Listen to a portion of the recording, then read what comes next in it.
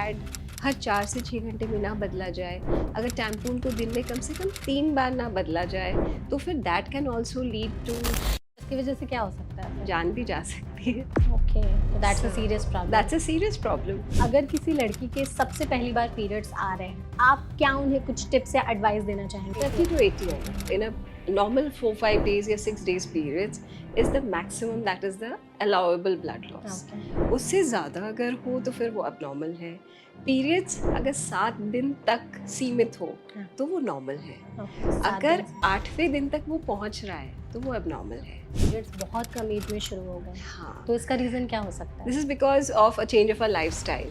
बच्चों में जैसे ओबेसिटी बढ़ रही है और भी हमारा खाना पीना बढ़ रहा है, डिफरेंट हो रहा है, बहुत चेंजेस हो रहे हैं, हमारे खाने पीने बिगड़ रहे हैं। Correct. हमारे बहुत सारे फूड सोर्सेज में, स्पेशली प्रोसेस्ड फूड में बहुत सारे ईस्ट्रोजन आ रहा है जो हमें पता नहीं लगता है। वो कभी ईस्ट्रोजन राइप करने के लिए फ्रूट्स को यूज़ किया जाता है, कभी मीट्स को ज़्यादा इन्हांस करने के लिए, कभी दूध गाय को ज़्यादा दे पाए इसके लिए ईस्ट्रोजन का इस्तेमाल होता है, HCG का इस्तेमाल होता है। तो अगर पीरियड्स जल्दी आ रहे हैं, इसकी वजह से लॉन्ग टर्म में हमारे हेल्थ इश्यूज क्या हो सकते हैं? 10 साल से पहले उसके पीरियड्स आ जाते हैं तो उसकी ग्रोथ कहीं ना कहीं थोड़ी सी इफ़ेक्ट होती है और उसका ब्लड लॉस, शरीर में खून बने, स्टोर्स बने, उससे पहले ही उसकी ब्लीडिंग स्टार्ट हो जाए हर महीने, और शरीर पूरा बनने से पहले वो थोड़ा थोड़ा टूटना शुरू हो जाता है। तो डॉक्टर, मेंस्ट्रुअल हाइजीन मेंटेन करना हमारे लिए पीरियड्स के दौरान कितना ज़रूरी है? बहुत ज़रूरी है। अगर हम हाइजीन प्रॉपर्ली मेंटेन नहीं करेंगे तो हमें उससे बहुत सारी बीमारियां हो सकती है, कुछ इमीडिएट और कुछ लॉन्ग टर्म। क्या क्या बीमारियां हो सकती जैसे हैं? इमीडिएट में इन्फेक्शंस हो सकते हैं, इरिटेशन हो सकते हैं। जैसे आपने मेंस्ट्रुअल कप को बोला कि निकाल जी। करके 3 बार क्लीन करना चाहिए। या क्या प्रोसेस होना चाहिए क्लीन करने का? It's very simple. आप सैनिटरी पैड ज़्यादा बेटर है, टैम्पॉन ज़्यादा बेटर है या मेंस्ट्रुअल कप ज़्यादा बेटर है? आप क्या प्रेफर करते हैं? सबसे कन्वीनियंट, सबसे एनवायरनमेंट फ्रेंडली। पीरियड पैंटीज या फिर ये जो रीयूजेबल पैड्स वगैरह आते हैं, ये हाइजीनिक है? They are very difficult. एक नॉर्मल इंसान के लिए इनको मेंटेन करना बहुत difficult एक्चुअली बहुत डिफिकल्ट है, तो ये बहुत प्रैक्टिकल नहीं है। कोई भी ऐसे टॉप 5 चीज़ें जो उनके पीरियड किट में होनी चाहिए, वो क्या हो सकती है? पैड्स हो, टैम्पॉन्स हो, Cups. मेंस्ट्रुअल कप्स हो, जो भी हो, एक छोटी सी किट में वो होना बहुत ज़रूरी है। ठीक है। सेकंड, उसके पास एक छोटी सी कोई हीटिंग जेल पैड या कूलिंग पैड होनी चाहिए जिससे Cramps को। क्रैम्प्स को वो अच्छे से, छोटे मोटे क्रैम्प्स को वो she can tide over that. Third thing, एक छोटा मोटा पेन किलर भी उसके पास होना चाहिए। छोटी चौथी चीज़ जो बहुत इंपॉर्टेंट है, जैसे हैंड सैनिटाइजर। क्या आगे चलकर अगर हमने पीरियड्स के टाइम पर हाइजीन मेंटेन नहीं किया, इनफर्टिलिटी के इश्यूज हो सकते हैं? और तब वो जब कंसीव करना चाहती हैं तो वो कंसीव नहीं कर पाती। प्रेगनेंसी में जब वो प्रेगनेंसी अपना प्लान करना चाहती है तो उनको बच्चा नहीं रुक रहा है, तो ये इनफर्टिलिटी इश्यूज आती हैं। अगर पीरियड्स का कलर जब ब्लैक, ग्रीन, येलो हो जाए तो किस चीज़ का साइन होता है? ये इन्फेक्शन हो सकता है या उसमें और भी प्रॉब्लम्स हो सकती हैं। जैसे? हमारे यूट्रस के अंदर ट्यूमर्स हो सकती हैं, कैंसर भी हो सकता है उसमें। ओके। और अगर पीरियड नहीं आने का टाइम हो और बीच में ब्लीडिंग हो जाए तो वो भी कई बार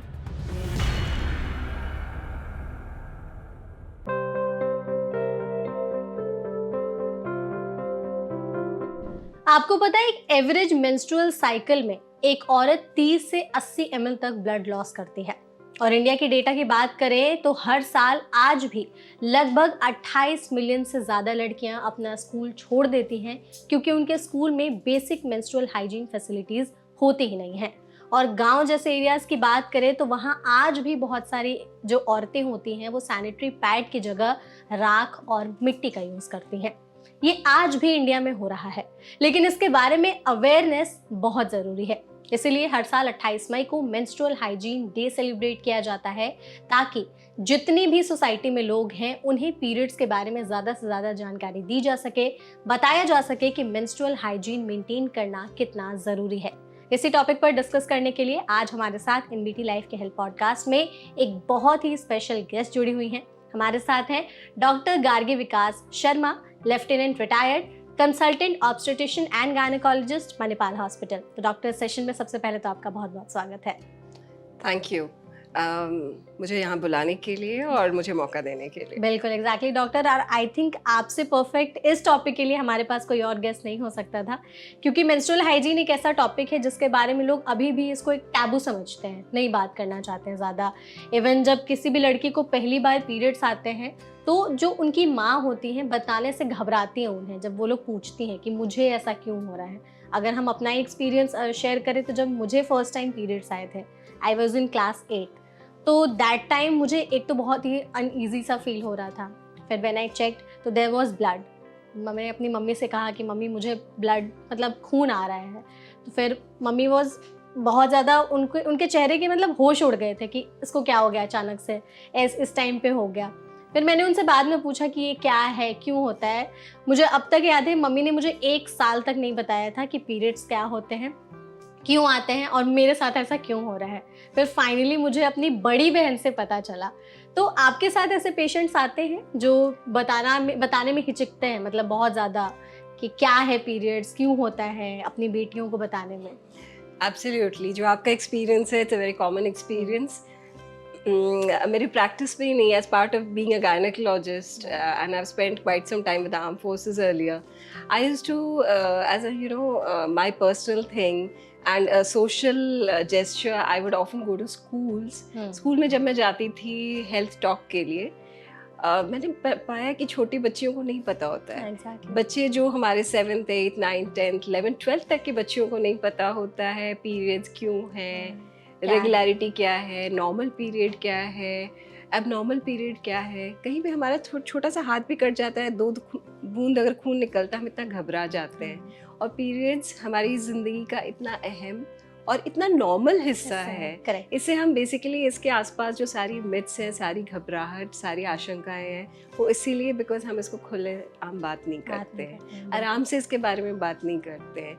हम जन्म की बात करते हैं, मृत्यु की बात करते हैं, कितनी बड़ी बड़ी चीज़ों की ज़िंदगी में बात करते हैं, शादी की बात करते हैं, लेकिन हम अपने नॉर्मल पीरियड्स या मासिक की बात नहीं करते। एग्जैक्टली। तो डॉक्टर, अगर किसी लड़की के सबसे पहली बार पीरियड्स आ रहे हैं, वो हमारी वीडियो देख रही हैं, या उनके पीरियड्स नहीं आए हैं, उन्हें रियलाइज हो रहा है कि उनके पीरियड्स आने वाले हैं, आप क्या उन्हें कुछ टिप्स या एडवाइस देना चाहेंगे कि पहली बार पीरियड्स आया है तो कैसे रिएक्ट करें?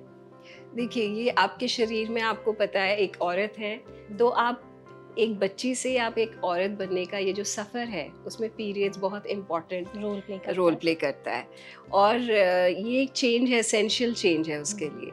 और जैसे हम सोकर उठते हैं, कई दिनों के बाद हमारी बिस्तर गंदी हो जाती है, वो बेडशीट चेंज हो जाती है, हमारे यूट्रस के अंदर की जो लाइनिंग होती है, वो लाइनिंग उस बेडशीट की तरह, वो जब चेंज हो जाती है महीने में एक बार, तो वो पीरियड्स आ जाता है। तो ओनली डिफरेंस है, जो हम बेडशीट चेंज करते हैं तो कोई ब्लीडिंग नहीं होती है। यहाँ पर क्योंकि वो हमारी लाइनिंग हमारे शरीर के यूट्रस का हिस्सा है, वो लाइनिंग जब शेड होती है तो फिर उसके साथ थोड़ा सा ब्लीडिंग होता है, around 30 to 50 ml। In other words अगर आप सोचें, सो एक छोटी सी जो आजकल बॉटल आती है 100 ml की, उससे आधी ml, उससे आधी या उससे आधी से पौनी, okay, so 80 ml, 30 to 80 ml in a normal 4-5 days या 6 days periods is the maximum, that is the allowable blood loss. उससे ज़्यादा अगर हो तो फिर वो abnormal है। पीरियड्स अगर 7 दिन तक सीमित हो तो वो नॉर्मल है। अगर 8वें दिन तक वो पहुंच रहा है तो वो abnormal है, वो हैवी है, वो एक्सेसिव है। और ये बहुत सारे लोगों को तो पता ही नहीं होता, उनके पीरियड्स 10-10 दिन तक चलते रहते हैं। और वो क्या करते हैं, सबसे पहले वो अपनी मम्मी से पूछती है, मासी से पूछती है, आंटी से पूछती है, राइट? 10 लोगों के ओपिनियन के बाद डॉक्टर के पास आते हैं। और कई लोग बोलते हैं नहीं नहीं, हमें भी ऐसा ही होता था, हमें तो ज़्यादा ही आता था, हमें 10 दिन आते थे, हमें 15 दिन आते थे।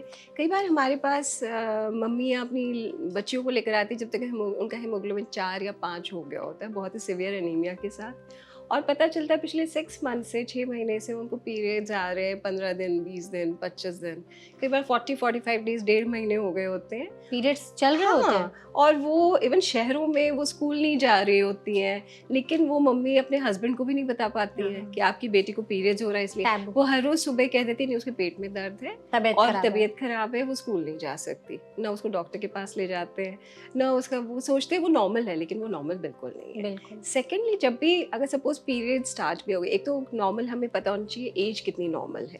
we'll discuss that also. So that is also another part of the initiation of periods. First periods it should get initiated by the age of 16 and anything which is less than 10 years से पहले वो उसे हमें precocious puberty बोलते हैं. Okay. So 10 years से पहले अगर पीरियड स्टार्ट हो जाए तो वो भी नॉर्मल नहीं है. तो आजकल बहुत सारे फीमेल्स या बच्चियों के साथ ऐसा देखा जा रहा है कि पीरियड्स बहुत कम एज में शुरू हो गए. हाँ. तो इसका रीजन क्या हो सकता है? This is because of a change of a lifestyle. बच्चों में जैसे ओबेसिटी बढ़ रही है और भी हमारा खाना पीना बढ़ रहा है, डिफरेंट हो रहा है, बहुत चेंजेस हो रहे हैं, हमारे खाने पीने बिगड़ रहे हैं. Correct. हमारे बहुत सारे फूड सोर्सेज में स्पेशली प्रोसेस्ड फूड में बहुत सारे ईस्ट्रोजन आ रहा है जो हमें पता नहीं लगता है. वो कभी ईस्ट्रोजन राइप करने के लिए फ्रूट्स को यूज़ किया जाता है, कभी मीट्स को ज़्यादा एनहांस करने के लिए, कभी दूध गाय ज़्यादा दे पाए इसके लिए ईस्ट्रोजन का इस्तेमाल होता है, HCG का इस्तेमाल होता है.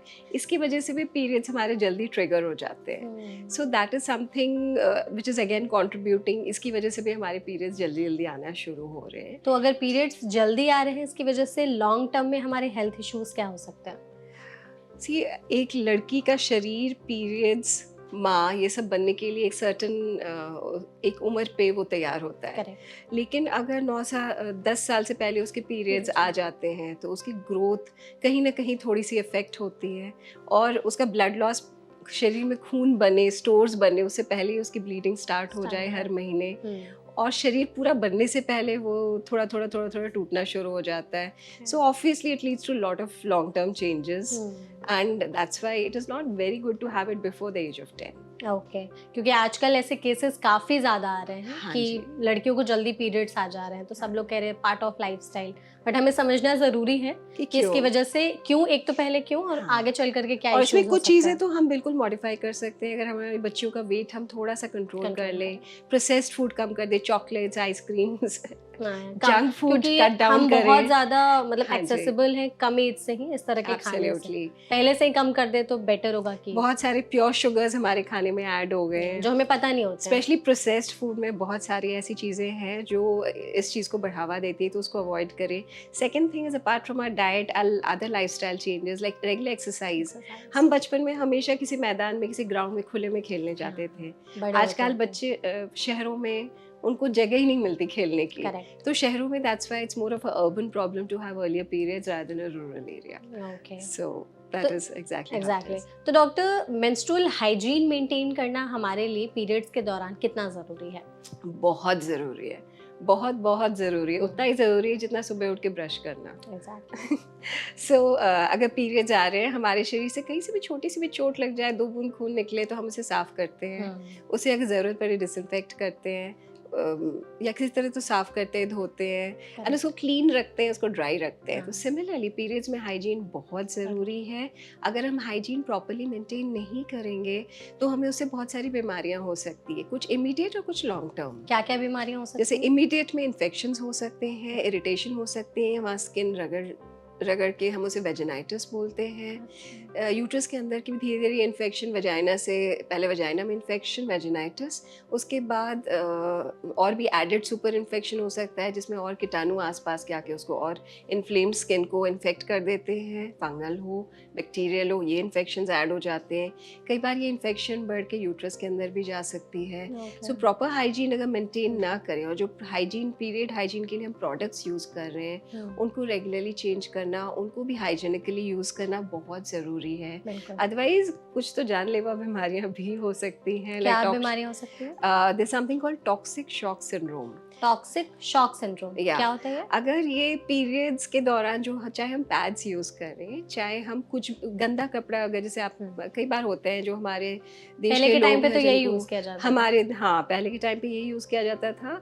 और जो औरतें बहुत समझदार है वो तो नया कपड़ा यूज़ कर लेती थी जो वेल टू डू घरों से हैं, और मतलब कि हर बार हर पीरियड्स में वो यूज़ करके थ्रो कर देती थी, तो वो तो डिस्पोजेबल हो जाता था.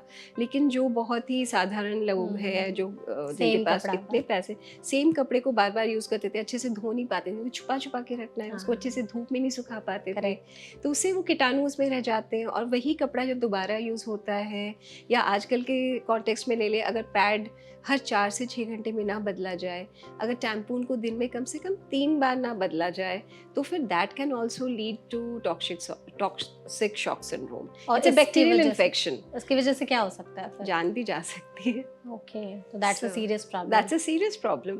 एंड अगर हम लॉन्ग टर्म देखें, छोटी छोटी इन्फेक्शंस भी यूट्रस की, वजाइना की, that can also lead to long term infertility.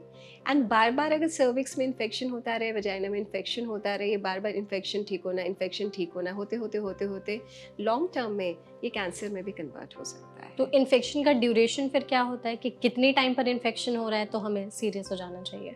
अगर इन्फेक्शन कभी भी हो रहा है तो उसका ट्रीटमेंट ले लेना चाहिए। ओके, अगर जैसे हमने ट्रीटमेंट ले लिया, 3 महीने के बाद फिर इन्फेक्शन हो रहा है, फिर ट्रीटमेंट फिर ट्रीटमेंट लेना चाहिए। हाँ, तो ट्रीटमेंट इज जरूरी कि ट्रीटमेंट ट्रीटमेंट बार हर बार लेना है। ज़रूरी होता है, इसमें कोई दो राह नहीं है कि बिल्कुल। इन्फेक्शन हम बार बार हो तभी ट्रीटमेंट ले, जब इन्फेक्शन हो तब ट्रीटमेंट लेना ट्रीटमेंट लेना है। चाहिए। तो डॉक्टर, आपने जैसे यहाँ पे बात की कि हम लोग जो पीरियड्स के टाइम पर प्रोडक्ट्स यूज करते हैं उसमें जी। भी हाइजीन मेंटेन करना जरूरी होता है। बहुत ज़रूरी होता है। एक दिन में कितने टाइम पर हमें एक पैड को बदलना चाहिए?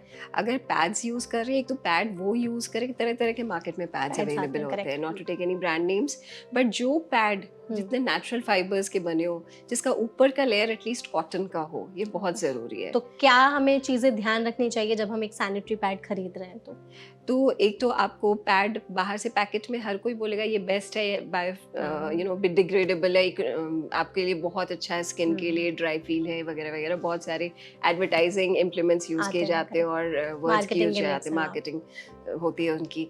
लेकिन आप जब पैड खोलेंगे, पैकेट खोलेंगे, आप पैड खोल कर देखिए कि पैड आपको फर्स्टली वो कंफर्टेबल होगा। ऊपर का अगर शीट आपको बिल्कुल ही ड्राई फील हो रहा है, क्या वो सिंथेटिक फील दे रहा है, then it is not good for you. Okay. अगर उसका ऊपर वाला लेयर कॉटन फील दे रहा है, हम्म, हम सबको पता होता है सूती कौन सा है और कौन सा नहीं है। अगर हाँ। कॉटन ऊपर का लेयर कम से कम कॉटन का होना चाहिए, और नीचे अगर आपको लग रहा है बिल्कुल ही नज़र आ रहा है पॉलीथिन शीट लगी हुई है, तो उसे मत यूज़ करिए, बिकॉज वो पॉलीथिन शीट आपके अंदर और भी वो हीट को प्रिजर्व करके रखता है। अंदर एक बड़ा सा वेरी हॉट मॉइस्ट एनवायरनमेंट बनता है, बिल्कुल सर्कुलेशन वेंटिलेशन नहीं अलाउ करता आपके प्राइवेट पार्ट्स में। एंड पीरियड्स के दौरान आपको फिर और इन्फेक्शंस और बीमारियों के लिए ये इनकरेज करता है। ये आई थिंक ऐसी इसलिए वाली यूज pad किया को जाता है avoid कि लीकेज ना हो।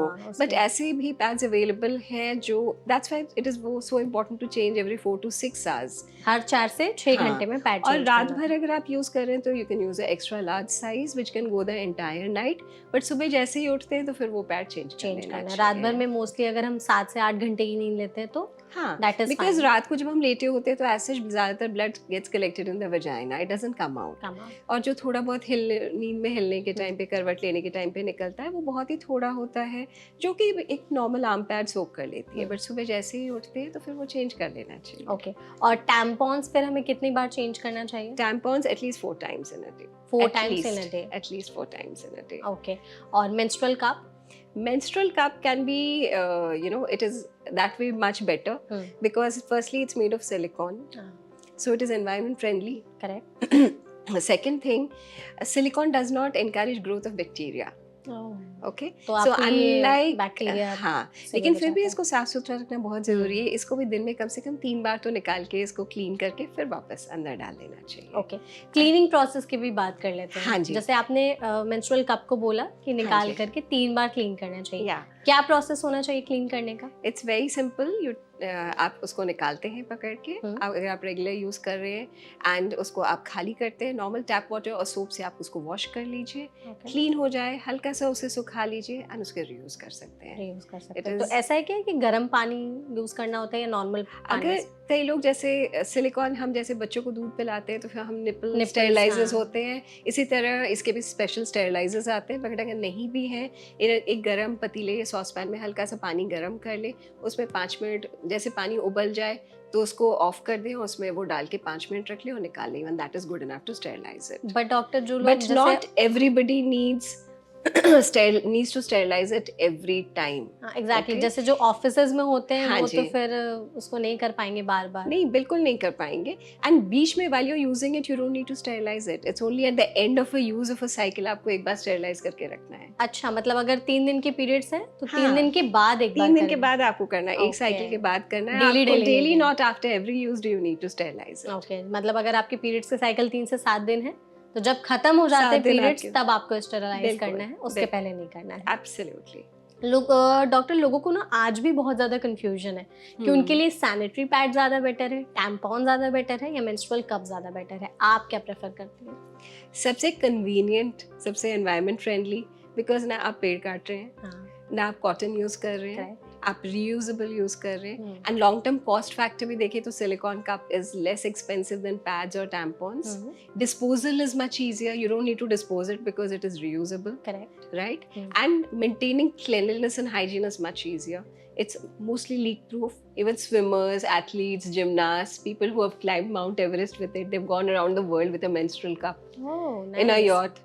So I have had patients who have had all these experiences with menstrual cups and regular office. Yes, Is okay. absolutely तो menstrual fine. Cup you prefer, but Absolutely. लोगों के मन में डर रहता है मेंस्ट्रुअल कप यूज करने से पहले. सबसे बड़ा तो मिथ ये रहता है कि जो लड़कियां वर्जिन नहीं है they can't use menstrual cup. तो firstly it is very important to know कि मेंस्ट्रुअल कप बहुत सारे साइजेस में आती है. हाँ, हर किसी की वजाइना उनकी पीरियड ऑफ लाइफ के हिसाब से होता है. जैसे जो यंग लड़की है उसके लिए may be extra small is the size. Okay. Okay, and firstly the virginity I feel is a big issue over very little tissue. बिल्कुल, exactly. Okay, and not everybody's hymen is intact.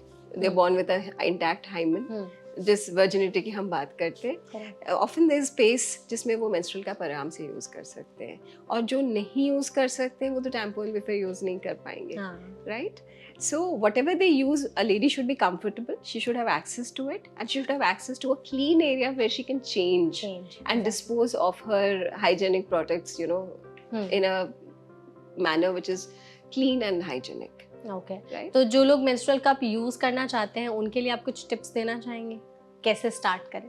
It is very simple. First, if you're a young person, get an extra small or a small size. Okay, If you've already had a baby, then it may be a medium or a large. ठीक है. If you're a very tall and broad person hmm, and you've got a very roomy vagina and you feel आपके 2-3 बच्चे हो चुके हैं या आपकी as काफ़ी ज़्यादा है, 48, 50, and you're still having your periods and you feel that you're a very tall and Broad. person with a roomy pelvis with multiple deliveries, then you have a bigger cervix to cover this amount of the uterus, हाँ. then maybe a large or extra large Extra size. So it is available in various sizes. Okay. So it's a soft silicone thing. It's like मंदिर की घंटी होती है ना, उसी को उल्टा कर लो आप, ठीक है?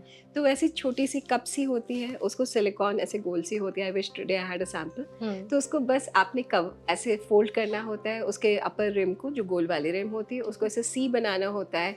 If this is your वजाना, you just insert it like this and let it open inside, अच्छा, Okay. ठीक है. And it fits. You just thereafter पुल. उसकी एक छोटी सी पूंछ होती है, टेल, उसको आपने खींच के देखना होता है टिप कि वो बाहर तो नहीं आ रही है. वो अंदर जाते जैसे वो खुलती है सर्विक्स के साथ, वो अपना वैक्यूम सील बना लेती है. Okay. When you need to take it out, all you need to go is pull. catch hold of the tail, go a little up, pinch it. जैसे आप पिंच करते हो वैक्यूम टूट जाती है और आराम से आपका बाहर निकल आता है. पर डॉक्टर, बहुत सारी लेडीज के साथ ये देखा मैंने कि उनके वजाइना के अंदर मेंस्ट्रुअल कप अटक गया है, फंस गया है, एंड दे गॉट बहुत पैनिक हो जाती हैं उस चीज को लेकर के. क्या लगाने का तरीका गलत होता है? Probably they just panic about it. Hmm. They just try to hold the tail and just pull it and pull it. जब आपको आपका अगर अंदर- आसानी से नहीं आ रहा है तो टेल को आप थोड़ा उसकी मदद से आप थोड़ा सा और आगे जाएं, उसे पिंच करें and then- ताकि वैक्यूम खुल ही जाएगा. The moment you pinch it, the vacuum breaks and then you can quietly take it out. Okay, And ठीक in है. case of a problem, please do not panic. There are enough people all around. Most doctors and gynecologists are very good at removing it. You can quickly walk in at any emergency clinic and you can have it removed anytime. Tampons के साथ भी problem होती है कि tampon अंदर रह गया, बहुत सारी लड़कियों को याद भी नहीं रहता. आई हैव सीन केसेस कि टैम्पॉन अंदर रह गया, बहुत टाइम तक याद ही नहीं है, एंड देन फिर वो बहुत ज़्यादा फूल गया और फिर निकालने में दिक्कत हो रही है. Tampons के साथ I have seen retained tampons much more frequently in my long career Okay. than retained menstrual cups. Retained menstrual cups is very rare, I feel, because of that reason. It's not that it's very rare use. I have suggested to a lot of my patients, even with heavy bleeding, when women who used to come with prolonged bleeding, also heavy bleeding also, and they are undergoing treatment. Before the treatment is complete, I have advised them to use a menstrual cup instead of a pad or a tampon, and they have been much happier. even that duration of heavy bleeding. So Okay. it's a myth also कि नहीं tampon और वो ज़्यादा effective है, pad लगा लो अगर ज़्यादा bleeding होती है, कप नहीं उसे रोक पाएगी, बिल्कुल मिथ है. A cup Cup. has much more capacity than an average pad or a tampon. तो डॉक्टर सैनिटरी पैड के डिस्पोजल को लेकर के भी मिथ्स बहुत ज़्यादा है, कैसे डिस्पोज करें, क्या एक प्रॉपर तरीका होना चाहिए पैड्स को डिस्पोज करने का? पैड्स को डिस्पोज करने का तरीका बहुत सिंपल है. अब पैड को निकालें, उसको रैप अप कर लें, रोल अप कर लें और इसे क्लीन कोई भी बैग में डाल दें या किसी टॉयलेट पेपर में रैप कर लें जिससे वो बाकी आपके वेस्ट से सेग्रीगेट हो जाए. ठीक है. अगर आप घर में उसे डिस्पोज ऑफ कर रहे हैं तो उसे अलग एक बैग में डाल दें जिसके ऊपर आप एक निशान लगा के अपने गार्बेज डिस्पोजल वाले को दें कि इसमें पैड्स हैं. ठीक है. जैसे डायपर्स हमारे बच्चों के होते हैं वो भी इसी तरह डिस्पोज होने चाहिए. अगर हमारे घर में कोई बुजुर्ग है, एडल्ट डायपर्स होते हैं तो वो भी बिल्कुल पैड्स की तरह डिस्पोज हम करते हैं. तो बिल्कुल उसी तरह डिस्पोज होने चाहिए, अलग. हमारी बाकी ग्रीन और प्लास्टिक वेस्ट से अलग होने चाहिए. लेकिन बहुत सारी जगहों पर क्या होता है कि पैड्स वो लोग ऐसे ही कहीं भी थ्रो कर देते हैं. हाँ, वो सही नहीं ऑन है. रोड. सेकेंडली फ्लश बिल्कुल नहीं करना हाँ. चाहिए, क्लॉग, क्योंकि उन सब में काफी चीजों में जेल होती है अंदर. हाँ. या ये material it is absorbent, right. अच्छा. वो सोक कर सकती है, इनमें क्षमता होती है कि बहुत कुछ एब्जॉर्ब कर ले. तो वो क्या होती है, जैसे हम उसको किसी सीवेज सिस्टम में उसको फ्लश आउट करने की कोशिश करते हैं, वो पाइप में जाके सोक हो जाती है और फंस जाती है. और लोग अपनी एम्बैरेसमेंट के बारे में लोगों को बता भी नहीं पाते कि हमने ये फ्लश किया था, उनसे गलती हुई है, बिकॉज फिर पूरी बिल्डिंग के लोग उन पे गुस्सा करेंगे.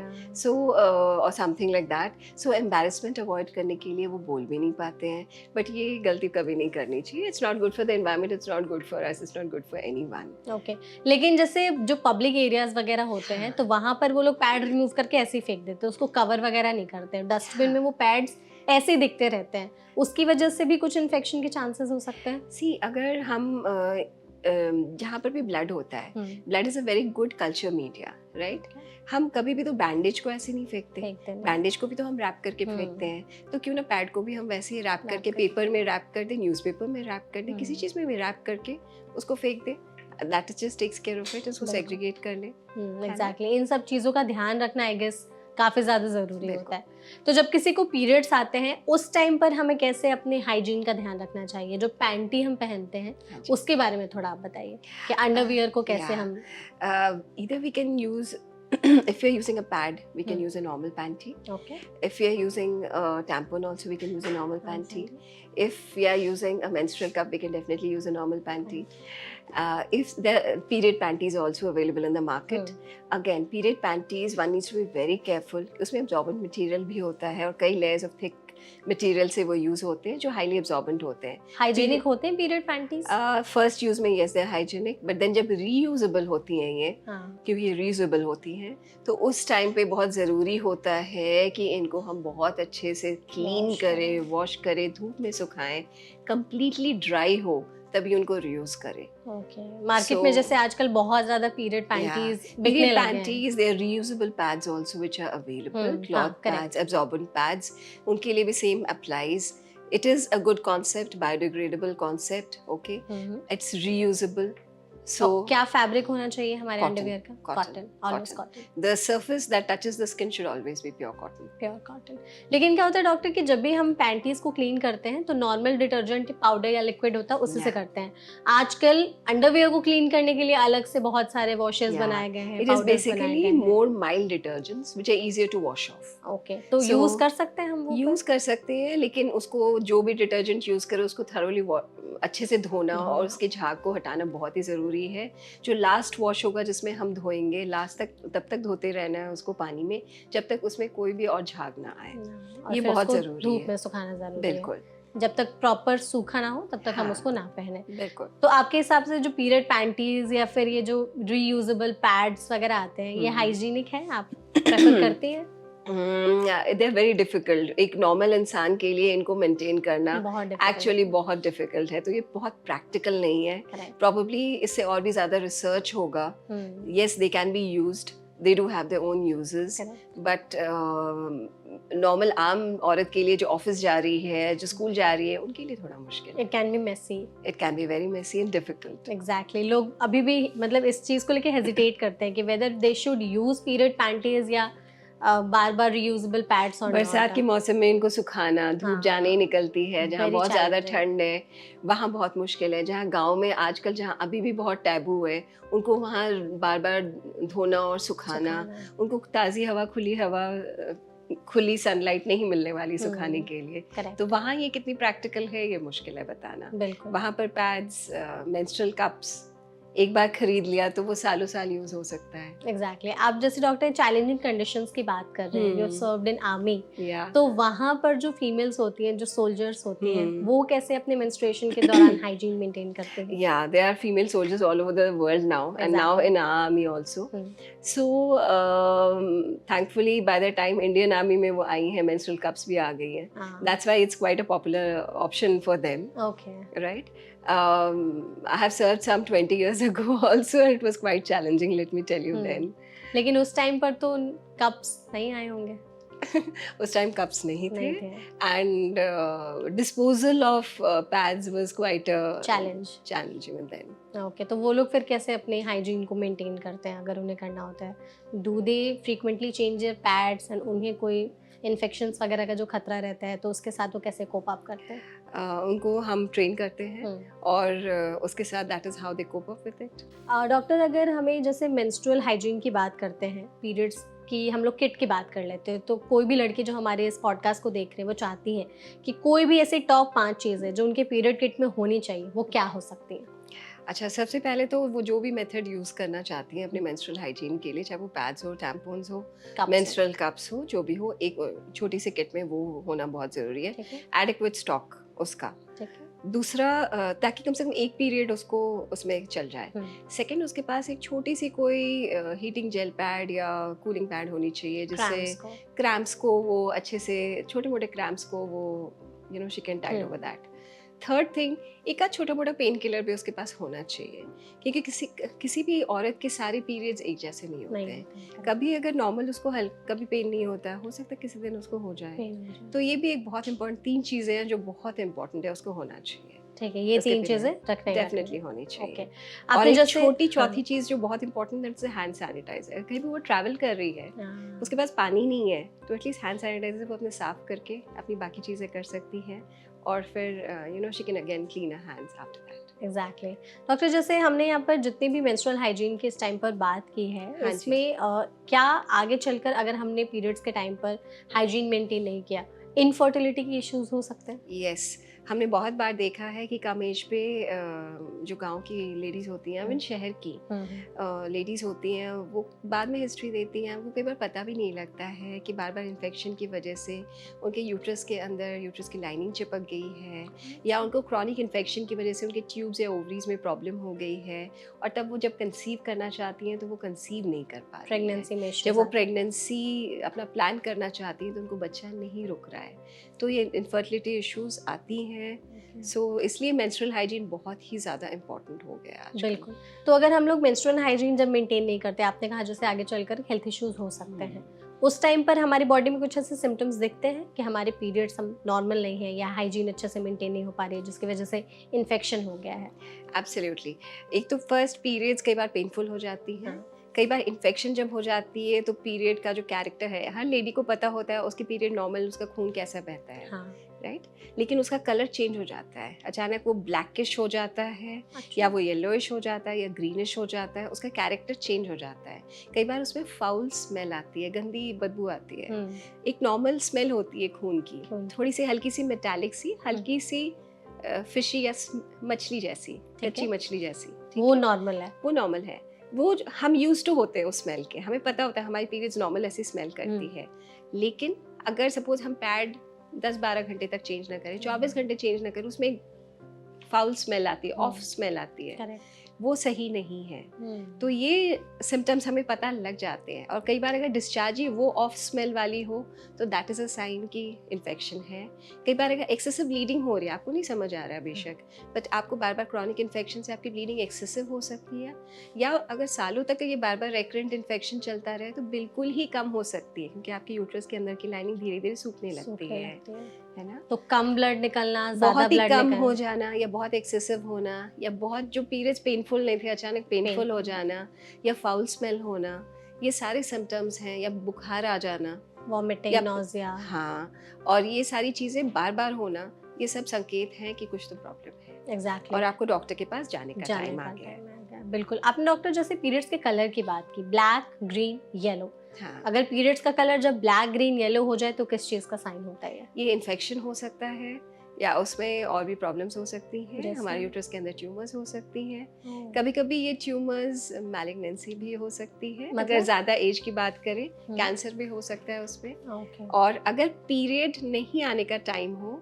और बीच में ब्लीडिंग हो जाए, तो वो भी कई बार हमारे यूट्रस और ट्यूब्स और ओवरीज में प्रॉब्लम का संकेत दे सकती है। तो पीरियड्स को हम फिर कब नॉर्मल मानते हैं, कब अब नॉर्मल मानते हैं? साइकिल लेंथ क्या होती है? जी, तो पीरियड्स की सबसे इम्पोर्टेंट चीज़ है रेगुलरिटी। ओके। अगर रेगुलरिटी आपका, सपोज आपको पता होता है एक डेट है, ठीक है, आपके फर्स्ट डे और अगले पीरियड के फर्स्ट डे में अगर ये गैप कम से कम 24-25 डेज का होना चाहिए, और ज़्यादा से ज़्यादा 35 डेज का होना चाहिए। तो मान ली 25 से 35 दिन का गैप नॉर्मल है।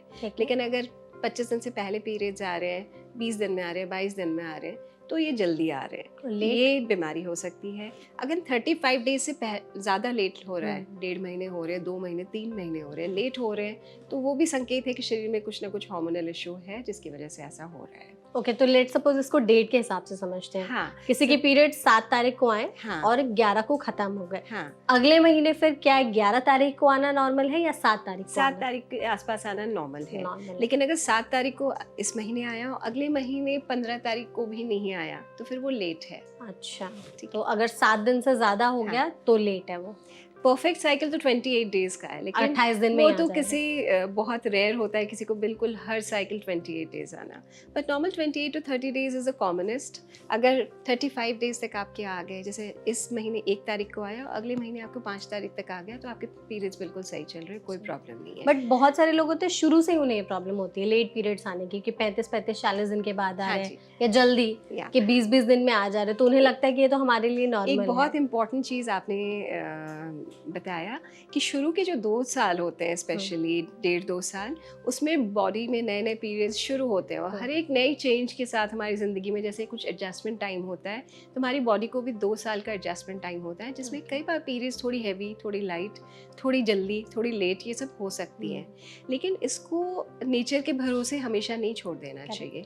अगर पीरियड का ब्लीडिंग 7 दिन से ऊपर हो रहा है, तो प्लीज़ अपने बच्चे को डॉक्टर के पास ले जाएं। अगर उसको क्लॉट्स पास हो रहे हैं बड़े बड़े, चाहे वो तीसरे दिन में ही क्यों ना हो, सेकेंड डे में ही क्यों ना हो, बहुत पेनफुल है, वो स्कूल नहीं जा पा रही है, तो फिर प्लीज़ डॉक्टर के पास ले जाएं। वेट ना करें कि वो बहुत एनीमिक हो जाए, बहुत कमज़ोर हो जाए, स्कूल बार बार मिस करे। आप इतने चौंक जाएंगे सुनकर कि हमारे पूरे विश्व में 8 लाख लेडीज़ हर साल जस्ट एक्सेसिव ब्लीडिंग से, पीरियड में, कोई और बीमारी से नहीं, उनकी जान जाती है। जान जाती है? उनकी जान जाती है, एनीमिया होकर उनकी जान जाती है बिना ट्रीटमेंट के। पूरे विश्व की हम बात करें तो, जिसमें हमारा देश भी शामिल है। और ये बहुत बड़ा नंबर ये है। बहुत बड़ा नंबर है, 8 लाख। और इसको लोग हमेशा से सिर्फ इग्नोर ही करते हैं। हाँ जी। लेकिन ब्लड क्लॉट्स आना is not normal.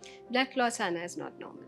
What irrespective of the size of clots, the duration of clots, it is not normal. कभी कभी आना इज नॉर्मल या हमेशा ही आ रहा अगर है? बिल्कुल छोटी सी बिंदी की साइज का एक क्लॉट आ गया तो कोई बात नहीं। लेकिन डॉक्टर जैसे अगर आप बार-बार ओरल आ रहे हैं। कॉन्ट्रासेप्टिव पिल्स लेते हैं हाँ। तो उसके बाद क्या क्लॉट्स ज्यादा आते हैं? नहीं, बिल्कुल नहीं आते, उससे ज़्यादा कम हो जाते हैं। अगर रेगुलर ओरल कॉन्ट्रासेप्टिव्स लिए जाएं, specially modern contraceptives, they are a boon, वो वरदान है हमारे लिए।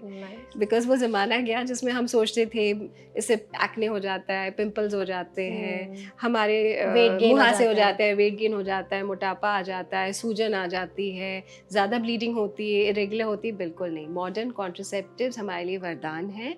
हमारे पीरियड्स को रेगुलर बनाती हैं, एनीमिया कम करती हैं। अगर हम एनीमिक हो तो हमारा हेमोग्लोबिन ठीक हो जाता है रेगुलर यूज़ के साथ। एंड साइकिल्स को बिल्कुल रेगुलर रखती हैं। बट डॉक्टर के कंसल्टेशन से, बिकॉज हर एक औरत की अपनी साइकिल होती है, उसके अपने हार्मोनल इश्यूज होते हैं।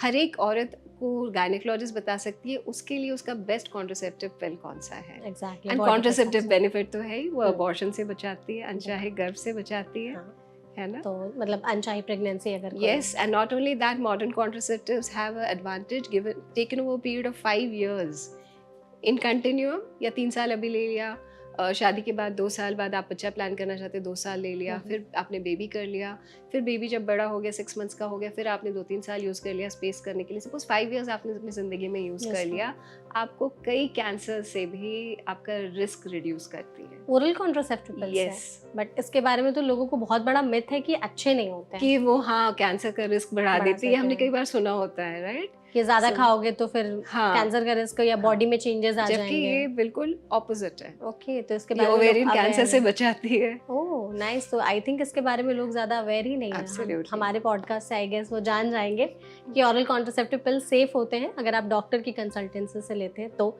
ना कि खुद से ओवर द काउंटर जा करके लेते हैं। एग्जैक्टली डॉक्टर, जैसे पीरियड्स में जब बहुत ज्यादा अचानक से पेन होने लगता है, हाँ जी, स्मेल आ रही है बहुत ज्यादा, क्रैम्प्स अचानक से हो रहे हैं या लोअर बेली में पेन हो रहा है, वजाइना में पेन हो रहा है, तो हम इसे कब अबनॉर्मल कंसिडर करते हैं? जो आपने सारी चीज़ें गिनाई ये सारी की सारी एबनॉर्मल है, आपको तुरंत डॉक्टर के पास जाना चाहिए। इनमें से कुछ भी हो रहा है, अगर आपको पेन हो रहा है बहुत ज़्यादा, अगर आपको छोटा मोटा हल्का पेट में क्रैम्प होना अलग चीज़ है, जो बिना दवाई के ठीक आप सह लेते हैं। हल्का सा आपने हीटिंग पैड लगा लिया या हॉट वाटर बैग से सिकाई कर ली और आपको मसल्स रिलैक्स हो गए, बेसिकली दैट्स बिकॉज ऑफ कुछ हमारे शरीर में कुछ बायोलॉजिकल हार्मोन्स बनते हैं जिसकी वजह से होता है पीरियड्स के चेंजेस। ठीक है। सो बट अगर वो हल्का क्रैम्पी फीलिंग होता है, स्पेशली जस्ट पीरियड आने से पहले शुरू होता है या फर्स्ट डे के एंड तक खत्म हो जाता है, अगर वो आपका सेकेंड थर्ड फोर्थ डे तक एक्सटेंड हो रहा है तो वो नॉर्मल नहीं है।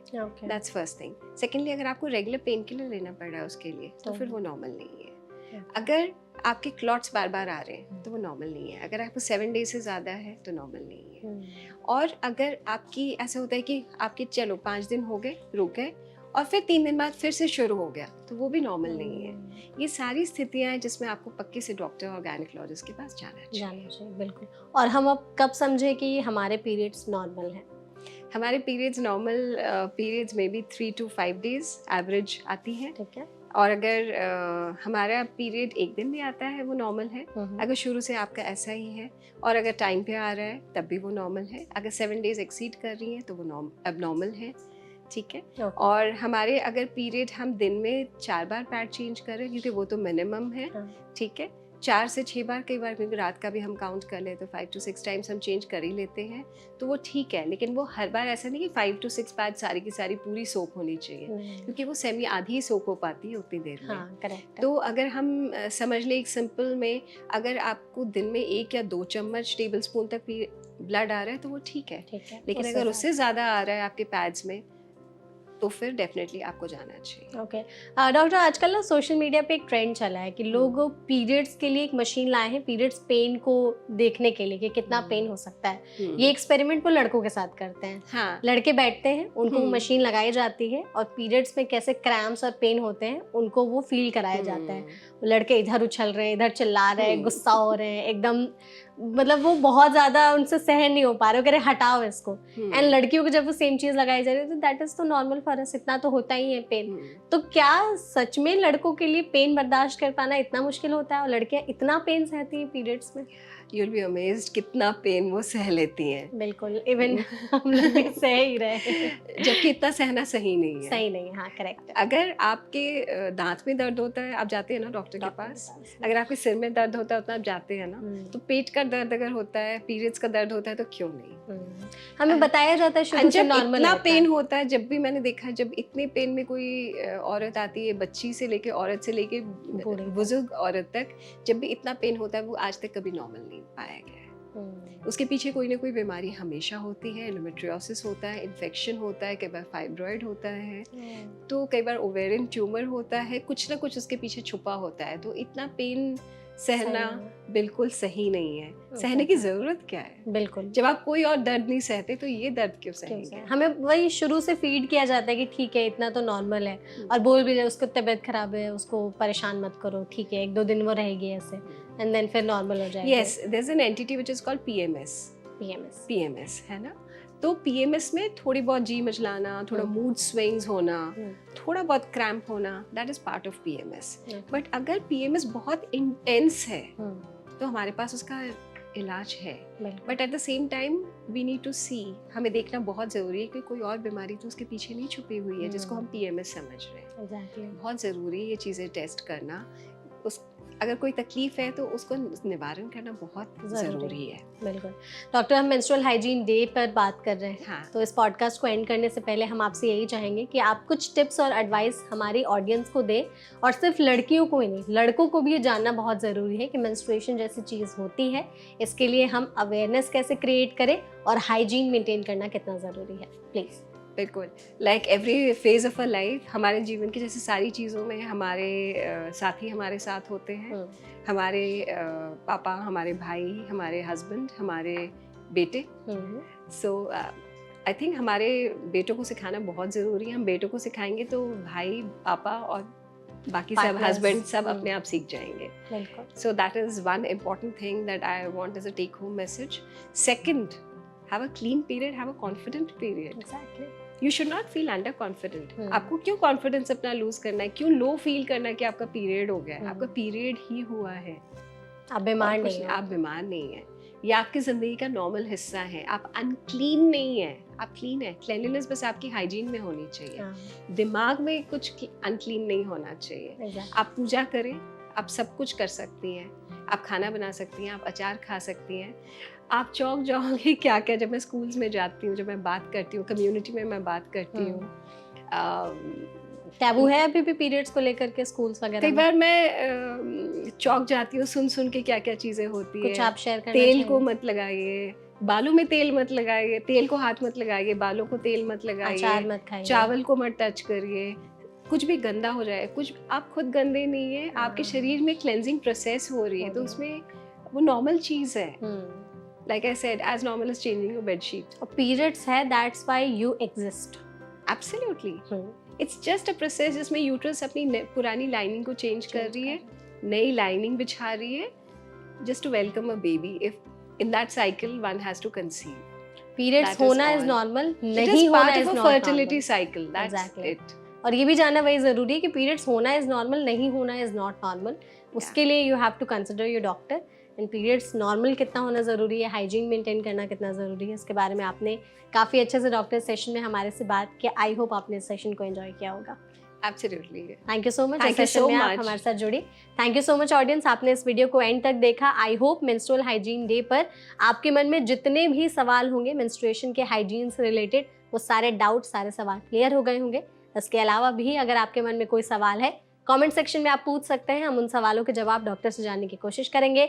ऐसे और भी हेल्थ पॉडकास्ट के लिए हमारे चैनल NBT लाइफ को सब्सक्राइब करना बिल्कुल भी मत भूलिएगा। Thank you.